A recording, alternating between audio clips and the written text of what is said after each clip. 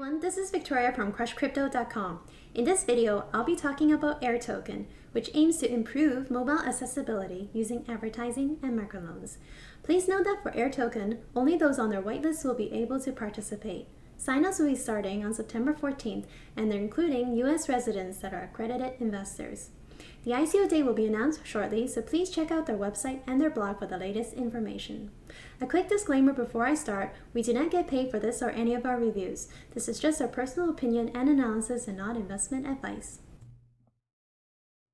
Before I dive into AirToken, let me give you some background information to put things into context. AirToken is trying to solve two problems. The first is mobile internet affordability. Although smartphone adoption is near saturated in many advanced markets and data usage continues to grow exponentially, half the world is not yet on the internet at all. That equates to around 3.7 billion people, mostly in lower-income developing countries.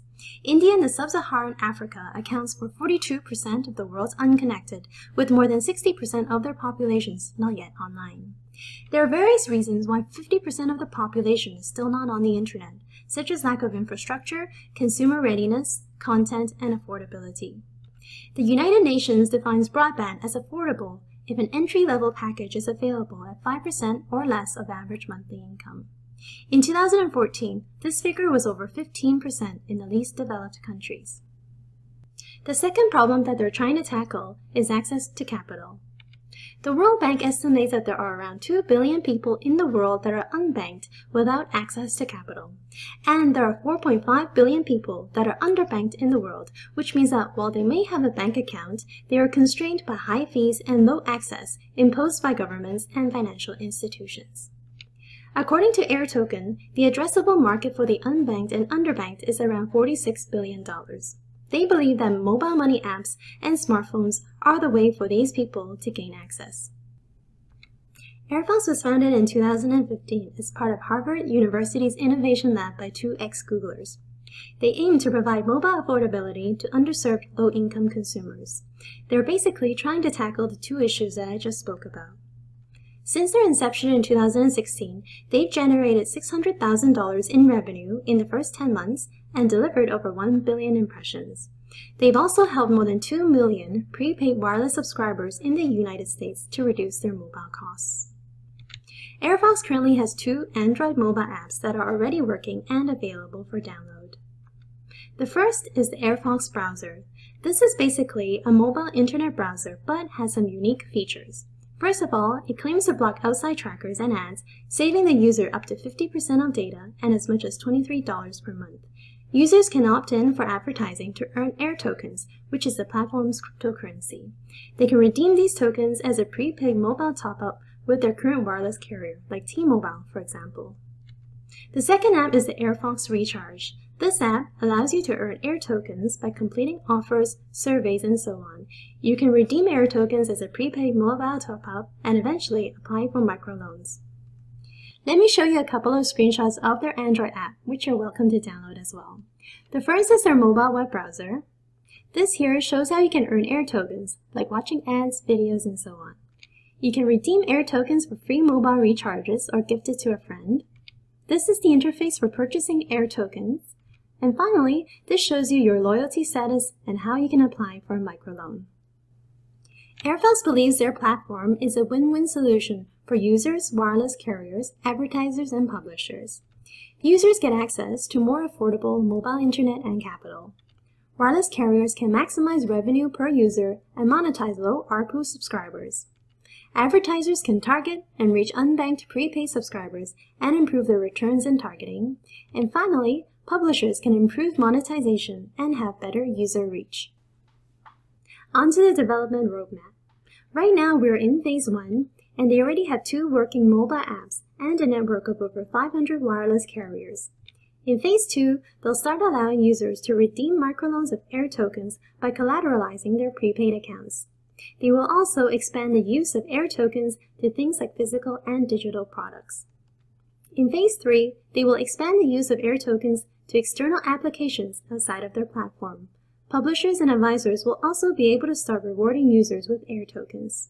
Initially, they'll be focusing on Brazil and the surrounding Latin American countries, and eventually they'll expand to other countries globally.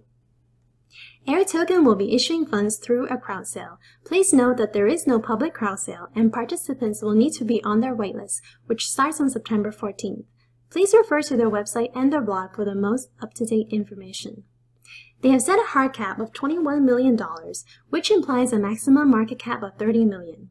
The total token supply will be 1.5 billion, with 70% going to the crowd sale. This chart shows how the tokens will be allocated, and this chart shows how they intend to use the proceeds from fundraising. AirFox was founded in 2015 in Boston. It was incubated at Harvard's Innovation Lab and is venture-backed by VCs and other angel investors. According to Crunchbase, AirFox raised $1.2 million in 2 rounds. The management team is currently comprised of 6 members.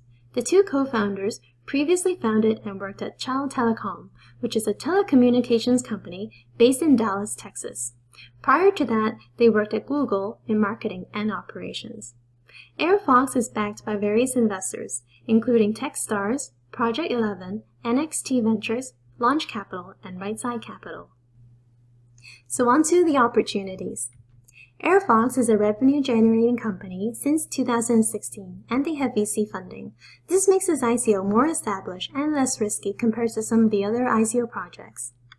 Their services are proven to have real-world demand. They've already enabled more than 2 million unique prepaid wireless subscribers in the US, and they've also delivered over 1 billion impressions to advertisers and helped them reach a lower-income audience. The team is strong with good credentials and a strong background in telecommunications. And finally, the space for microlending for the unbanked is very large, and their token's upside can be substantial if the project succeeds. So a few things we wanted to highlight here. First of all, we couldn't verify the usage of the 2 AirFox Android apps on Google Play as they were re-added onto the platform recently. On the page we went to, it showed the app only had 10 to 50 installs. Their ads are not going to be as relevant as those provided natively because Google and other advertising platforms can use trackers to provide better targeting to users. Therefore, advertisers may not be as keen to publish ads on AirFox and may pay a lower ad rate compared to other platforms. The microlending feature, which is going to be a large part of AirFox's vision, is not yet proven, and we're uncertain whether it will be able to gain traction after it rolls out. Overall, we like this project as we believe it has a genuine market need. They already help decrease mobile costs for 2 million people, and if they are successful, they could help provide mobile affordability to many more people around the world. From an investment perspective, we think this could be good for flipping. The project has a relatively low hard cap, with $6.5 million sold in the pre-sale already. We believe it should have no problem filling the hard cap, even in the current uncertain market environment. Early participants can get a higher bonus of up to 30%, which further increases the potential upside. For long-term holding, we currently hold a neutral view. As we mentioned earlier, the microlending feature, which is going to be a big part of their vision, is not yet proven. Thank you very much for watching this video. Feel free to leave us a comment on your thoughts and we'll do our best to respond quickly. For more on cryptocurrency investing, please subscribe to our YouTube channel and to our newsletter. If you're already a subscriber, thank you for your support. See you next time, and let's keep crushing crypto together.